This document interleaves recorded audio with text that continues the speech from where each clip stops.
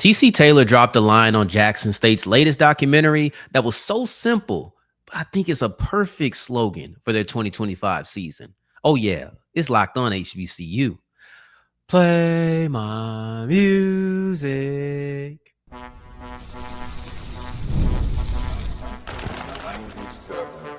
You are Locked On HBCU, your daily podcast covering HBCU sports. Part of the Locked On Podcast Network, your team every day. What's going on, family? Welcome back to another episode of the Locked On HBCU podcast, your number one daily one-stop shop for everything HBCU athletics, Monday through Friday. Part of the Locked On Podcast Network, your team every day. And I, of course, am Darrion Gray, a.k.a. the Mouth of the South, Texas Southern alum and former TSU Herald Sports editor and contributing writer at USA Today's Saints Wire and sites expert at Who Dat Dish. Thank you for going on this journey with me, making Locked On HBCU your first listen of the day every day. And remember, just because the mic cuts off does not mean that the journey is over. Just means it's time to follow me on X at South Exclusive. Start with an S and end with an S. It's that simple. Today's episode is brought to you by Game Time. Download the Game Time app, create an account, and use the code LOCKEDONCollege for $20 off your first purchase. We'll wrap up today's episode by taking a look at the WNBA expansion and how it can help HBCU athletes. But there's also one big time limiting factor that I'm not sure goes away. In segment 2, Dr. Alvin Parker, head coach of Virginia Union's football team, he has a funny line about his realization with the transfer portal, but then he also has some insightful lines about what the transfer portal is all about. But we kick it off with the best line of them all, and that is TC Taylor's line on Jackson State's latest documentary on Under Armour's YouTube channel. And it's simple. It's simple. He says, why not go back to back? And I know that seems like every team is looking to do it. I don't think that slogans need to be overly creative. Sometimes the best slogans are simple. Treat them like music. Right? You take an artist like Black Thought, right? Everybody will tell you how phenomenal that Black Thought is. That's not the catchiest thing. Those aren't the most simplistic bars to get. Then you take somebody who I'm not going to insult, but like I feel like saying somebody has simple bars is insulting. But you take another song that's a little bit more simplistic and it has more catchiness to it. It makes you want to say it over and over. Why not go back to back is extremely simplistic. I would argue it is a no-brainer level of simplistic, but I'm not saying that he's trying to make it a slogan. I'm saying that they should make that a slogan. Why not go back to back is a great slogan for Jackson State, because why not? Why not? It's a simple question. There's even an ESPN Plus docuseries called Why Not Us? This is very similar to it. That had enough catchiness to go to different universities, to go through different sports, and it's all based on somebody's got to do it. Why not us? Ain't that simple? Ain't Nike saying just do it quite simple? You know, these slogans, these catchphrases that really gain steam, they don't need to be complex. Why not go back to back? You ain't got the answer to that question, so go do it. Let me give you the whole quote, right? TC Taylor says, why not go back to back? Let's do something that a lot of people haven't done. We've won back-to-back SWAC titles here, but how about winning a back-to-back national title? I think North Carolina A&T is the only team to win back-to-back. There are no other back-to-back champions in the history of the Celebration Bowl. Now, I think that TC Taylor, being a Jackson State alum, being somebody who is really of that culture, he is likely meaning games before that decided national championships, even when there wasn't a game. So like he's probably going deeper in history than I am. But if you boil it down to just the Celebration Bowl, no one's done it since North Carolina A&T. I think they're the only team. Are they the only team with two? I think they're the only team with 2 victories, period.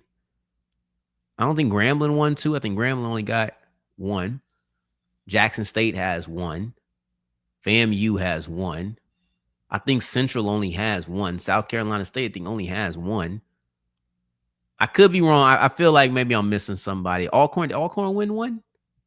Anyway, excuse my brain fart. The point is, he says not a lot of people have done it. He's not even getting as specific as I was attempting to be. But why not go back to back? Why not? Why not? Why not? Why not? Put that on a t-shirt. Why not go back to back? And here's the thing. We all have expectations for Jackson State to be of that build. We have expectations for them to be of those final contenders for the Celebration Bowl, for the SWAC. And they have won back-to-back SWAC. And guess what? They did it quite recently. Neither one of those titles in conference play turned into national titles. So that makes this even more special because you finally got your Celebration Bowl victory. And we're still hungry. We're still going for more. I don't think that any team saying we're going to win a championship or we're aiming to win a championship in the upcoming season is groundbreaking. I hope that this doesn't come off as if I'm boasting or not boasting, boosting what they're saying, making it seem like it's so special. I don't. I think it's very simple. I keep trying to stress this point. I think it is very simple, and that's why it works. Why not go back to back? You've had all of the success. We're not sitting back getting fat like a king. We're not just sitting back here relaxing. We may be the kings of the SWAC, but now we have to go back and prove it again. Why not go back to back? I love that. Another thing that I got from the documentary, a few things. I'm gonna go through these a little bit quicker because I just don't think that it needs too much time. They said they're going to be the most physical team in the SWAC. Now that was only one time, but I think that was in the first minute and a half. We are the most physical team in the SWAC was a declaration that Jackson State made. I'll be watching out for that. One of the guys that we're going to talk about in a little bit, Jeremiah Williams. He's right there in the middle, big body number 0. He's going to be a big part of enforcing this. But Jackson State has made the claim. They are on record saying we are the most physical team in the SWAC. Now I expect them to go out there and prove that, especially because I'm putting so much emphasis on their passing attack. Now, the physicality can primarily come from the defense, but as far as offense goes, I'm looking for a little bit more finesse. So I'll be interested to see exactly how they promote or how they prioritize, I should say, how they prioritize their offensive scheme. Now, another thing I saw, I must have heard the word competitive 10 times. I must have heard competitive 10 times. And my favorite part of their competitiveness was when it was offense, defense. I think it was a red zone. They said, hey, defense, you stop them, everybody gets a piece. Offense, you stop them, everybody gets a piece. I thought that was nice. And I think that's just what spring practice is all about, honestly. I think spring practice is all about, hey, what are you going to do to incentivize? What are you going to incentivize energy while you feel like you're getting redundant? You know, like we're playing each other every day for a week. We keep going through these practices. What are you going to do to keep the energy up? Is it little competitions here? Is it a reward here? Is it just, I don't want to say sporadic, spontaneous? I have the wrong words today. It's like I keep having the right letter, but the wrong word. This is the third time it happened today. 3 strikes, you out. I'm out of mistakes, though, because I'm not ending the podcast. Anyway, these spontaneous moments of we're just going to do this, right? Like, I think you have to find ways to keep everybody's energy up, keep everybody focused, and competition between players can do that. Lastly, the thing that I noticed was Jeremiah Williams and Jacobian Morgan were the 2 players highlighted. Do I think that is a coincidence? They highlighted them as well as inviting them to SWAC Media Day? No, I don't think that that was an accident. I don't think that that was just we happen to have them mic'd up. These are the leaders of this team. These are going to be the faces of this team. And when it comes to Jeremiah Williams, TC called him the heartbeat of the defense. And we mentioned him earlier. He's big number 0 right there in the middle. He's going to take up a lot of real estate. He's going to occupy a couple of blockers. He's going to shed blockers. He's going to make plays behind the backfield. So, like, we're looking at a player who is going to be highly impactful. And if they are going to truly be the most physical team in the SWAC, Jeremiah Williams is going to have to step up, period. There's no questions about it. Now, as far as Jacobian Morgan, I really liked his section of the documentary because you had TC Taylor talk about him, and you could kind of tell the belief that Taylor has, because he talked about how Jacobian likes to talk. That's what he said. He said Jacobian likes to talk. He likes to tell you how good he is. I've told him that basically the play has to back it up. And when you hear that line, you of course get the compilation of Jacobian talking. He ain't talking too much trash. He's just a certified yapper. I can appreciate that. As a certified yapper myself, I appreciate somebody who is just a flat out motor mouth. Like we just be talking, like sometimes I just be talking. It don't matter. I'm gonna talk. I could be here by myself and I'm gonna talk. One day I'll pledge myself to a day of silence and we'll see how many hours I accomplish. But TC Taylor, you could tell after that 2024 season, there's a lot of faith. He allows Jacoby to probably toot his own horn a little bit more now than he did a year ago. But you can just tell the appreciation for a guy that Taylor talks about recruiting out of high school, didn't go to Jackson State out of high school, but those connections on the recruiting trail, I think, are kind of underrated or underplayed. They're probably both of those. We don't talk about how much you have to stay connected in today's day and age of collegiate sports. When it comes to college athletics, if you recruit a player once, you're recruiting him forever. That's just the truth. If you recruit him once and you make a good impression, but he doesn't go to your school, then you have the ability, if he enters the portal, which it feels like everybody does these days for one reason or another, they remember you because you made that impression. You still have that connection. If you recruit a player and he does come to your school, the way everybody's entering the portal, you have to continue to recruit these players even while you're there. It's a legitimate relationship. Ladies will tell you, don't stop dating just because we're in a relationship.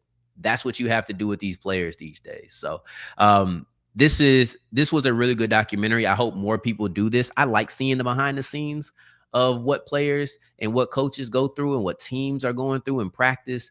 And I know you can't do it as much during the regular season, but if you can do these things through summer workouts, maybe if you do have some footage from spring practice still, I love this. I just think it's really cool and it's good fan service. And as a fan, I'm always going to tap into things like this. Now, as we push forward, one thing about being a fan that sucks is when your players leave after that season, you're feeling good. And I think that Dr. Alvin Parker had a moment just like other fans have when it comes to the transfer portal. Let's break down that and his opinion on the portal as we continue with Locked On HBCU. Today's episode is brought to you by Game Time, and Game Time is the only place that I go to buy my tickets. AEW All In is coming to town next weekend, so we're about a week away. AEW will be here throughout the week. So for me, I'm all about it. I'm all about going to Game Time, getting AEW tickets, and making myself present at those events. It doesn't have to be sports like football, baseball, basketball. It doesn't have to be that. It doesn't. It can be sports entertainment. It can be comedy. It can be concerts.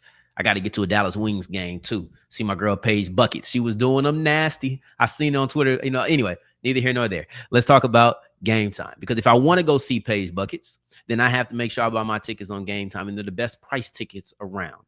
So if I were you, I'll go to Game Time, download the app. I can't use this last part because I'm always on it. But if you're new to Game Time, get $20 off when you use the code LOCKEDONCollege. Use the code LOCKEDONCollege and get $20 off if you're new to Game Time on your first purchase. As we continue rolling on today's episode of Locked On HBCU, I appreciate you for making this your first listen of the day every day. For your second listen, make sure you're checking out Locked On NFL. Make sure you're checking out the Saints Squad. Yeah, let's shout out my guy Ross, Lance, Dylan, John, right? Make sure you're checking out the quartet, breaking down everything you need to know around the best team in the NFL. Heart wasn't in that. But that's my squad, though. I'm going to stand behind them. I'm going to stand beside them. Dr. Alvin Parker has a funny and insightful take on the transfer portal. It's something that is always discussed. And I think that he talked about a part that isn't discussed enough. I would argue in general, Division II athletics going through the transfer portal, having to be a part of the transfer portal, is not talked about enough. This is something that Alvin Parker said on a recent podcast. He says, when we walked off the field from that Elite Eight loss to Valdosta State, I looked around and I said, you know what? We're a two-time champion team, made an Elite Eight run, and I got 13 starters coming back. I felt great about it. 2 weeks later, I had 17 guys in the portal. I thought that this was interesting. Like I said, we don't normally talk about Division II athletics and the impact the portal has on them.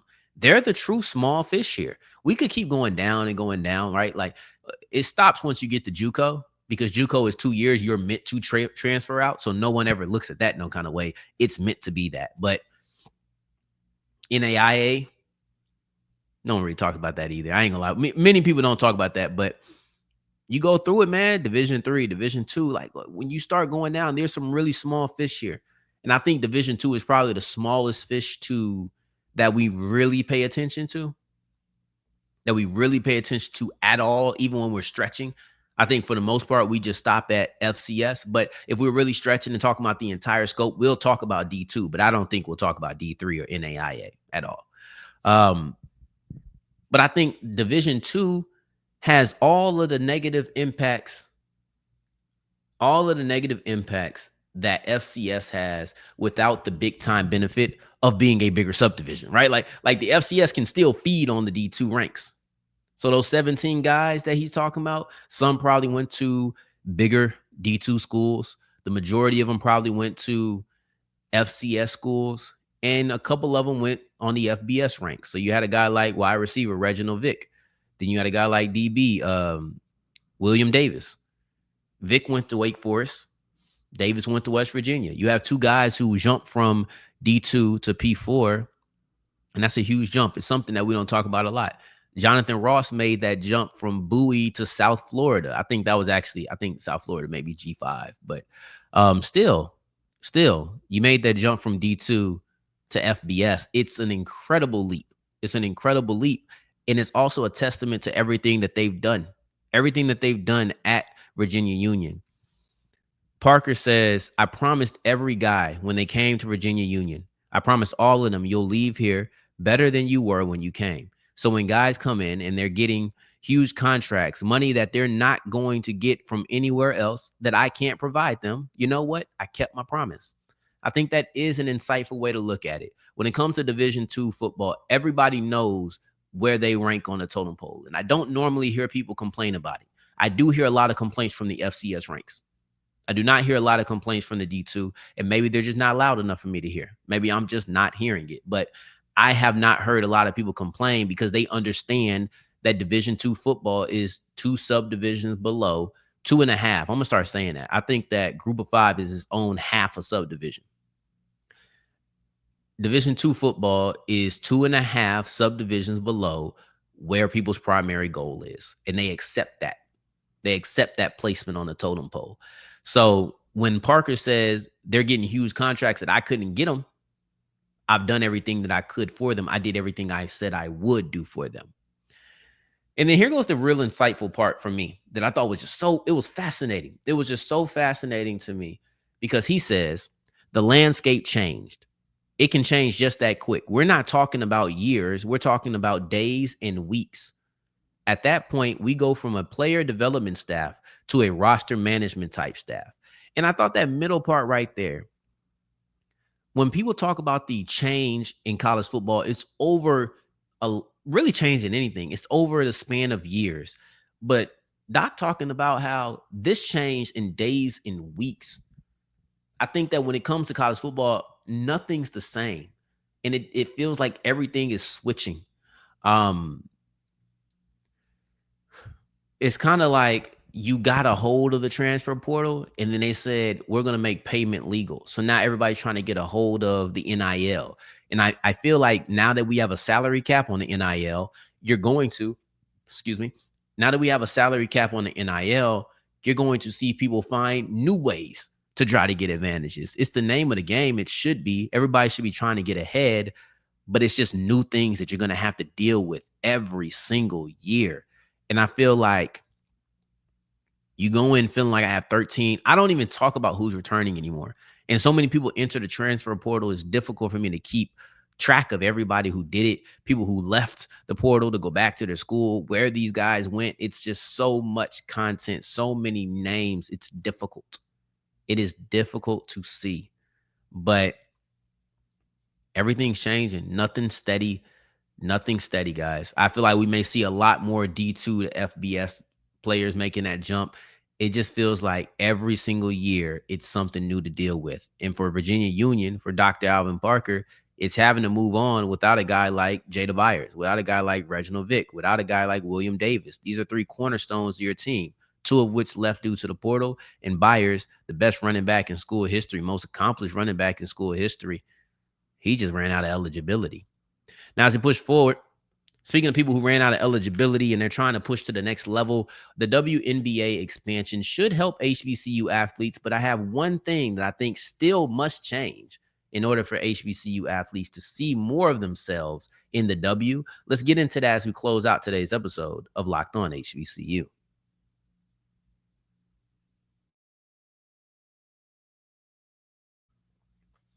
As we're wrapping up today's episode of Locked On HBCU, I appreciate you for making this your first listen of the day every day, making it all the way to segment 3. And I thank you 2 times for that. Thank you. Thank you. The WNBA is expanding. We've seen this happening. We've seen, and I don't just mean the growth in popularity. I mean, literally, they're getting more teams. We saw that this year. They added a new team in 2025 in the Bay Area, right? You're going to have a couple of more teams who are going to be joining over the next year. You're going to have one new team this year, or you had one new team this year. You're going to have 2 more new teams next year. And then going into 2030, you're going to have 3 more new teams. So let's take out the Bay Area squad that's here right now, right? Like, let's just keep them here because they were in this year's draft. You're going to have 5 new teams by the year 2030 in the WNBA. What does this mean?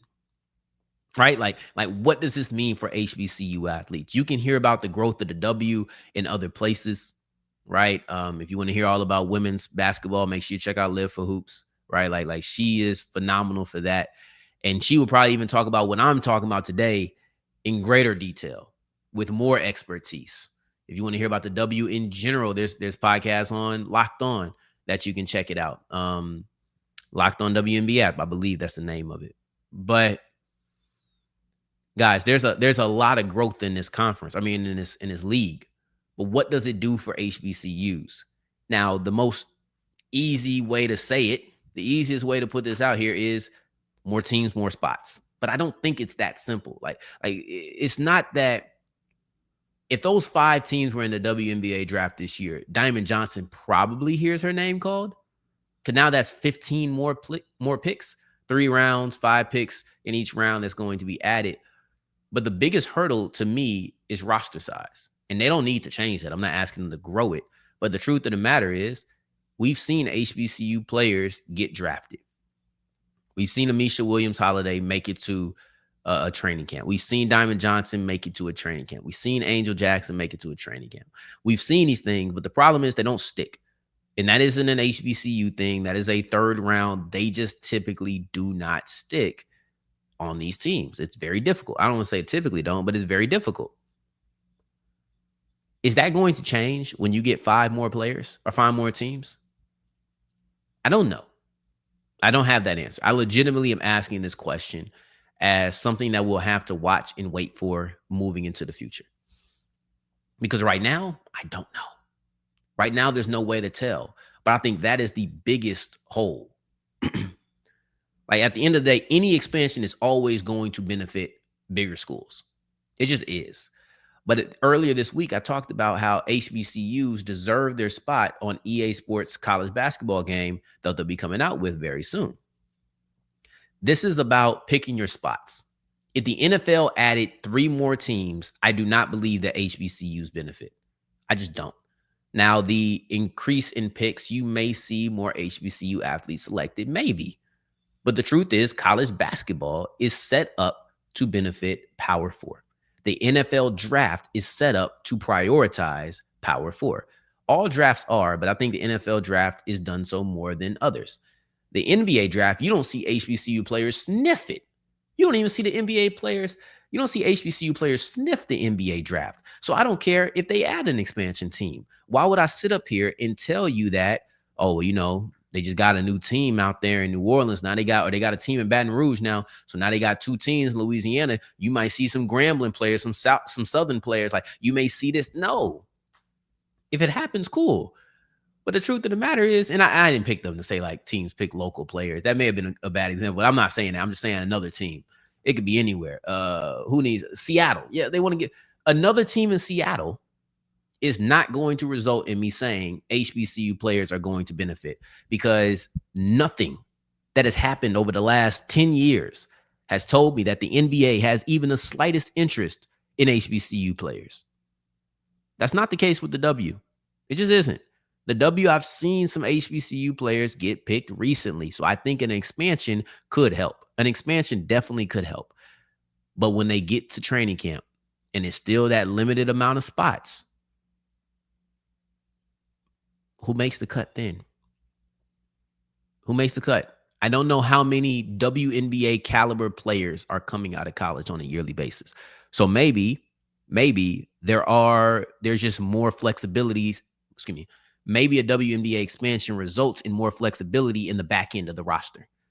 So maybe the guys or the girls who were the 8th, 9th person, they're spread out a little bit more. So now there's more room. Maybe. Or maybe there's just a higher influx of young talent that enters the league because they have more places to go. Things we'll have to wait and see. 2030 is when the expansion is fully done. We'll monitor this along the way. You have 2 new teams in the draft in 2026, so we'll be looking out for that. Anyway, we'll be back on Monday. Hope you're enjoying your 4th of July. I know a lot of us don't really care about the day in general, but hopefully you had some good times with people you cared about, ate some good food, and by this point, you're listening to me.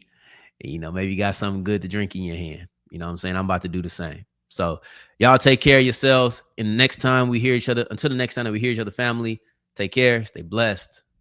Peace.